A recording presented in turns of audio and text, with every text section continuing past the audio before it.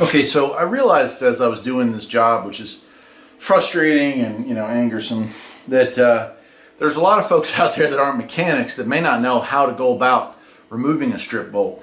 These rounded head Allen head bolts are probably some of the most miserable to go ahead and replace. And I'm going to put that up to the screen right there. So this is a round-headed bolt. There's nothing to grab onto. And the Allen inside of there, that Allen head is 6mm. It's just worn out. So, if I hook up, it just free spins. It's not going anywhere. It's completely wallowed out, and it was so before I got to it.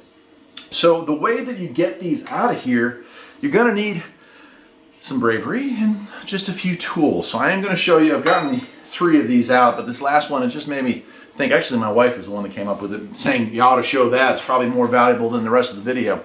So this will be a separate video if you haven't watched part 1 here. But what you're going to need is heat.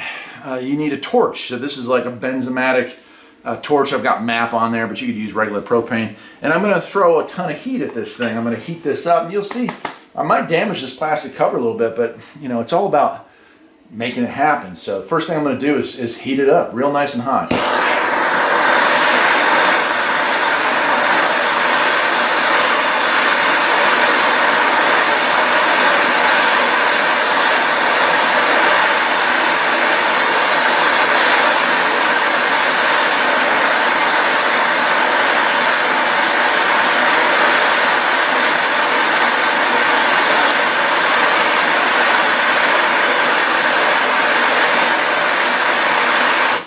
Right, once I've got that hot, I want to rotate it around so that I can get a good bite on it here. There we go, like so.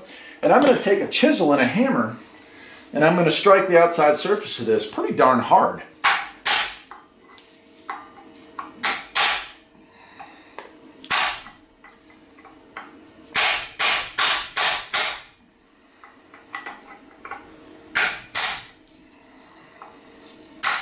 And there it goes. You may or may not have just seen that, but it started to move. And there it is. That's how you do it. That's how you take that off. That's how you take off anything that's stuck on there with heat. You use heat. And why does the heat work? Right? If I just hit on that with a chisel and a hammer, well, that probably would just break off eventually or just get mangled. Heat, if something's rusted together like that, heat's causing components to expand and contract, right? So you're taking something that's pretty much welded together with rust or chemicals, and you're breaking those 2 items free from each other because they're expanding and contracting at a different rate. So by heating up the nut, it actually expands the bolt, but the second I take the heat away, it begins to contract, and then that contraction gives it that little bit of space that we need to break something loose. And while I can't really touch this because it's super hot, let me see, maybe I can pry on it with this. I am free.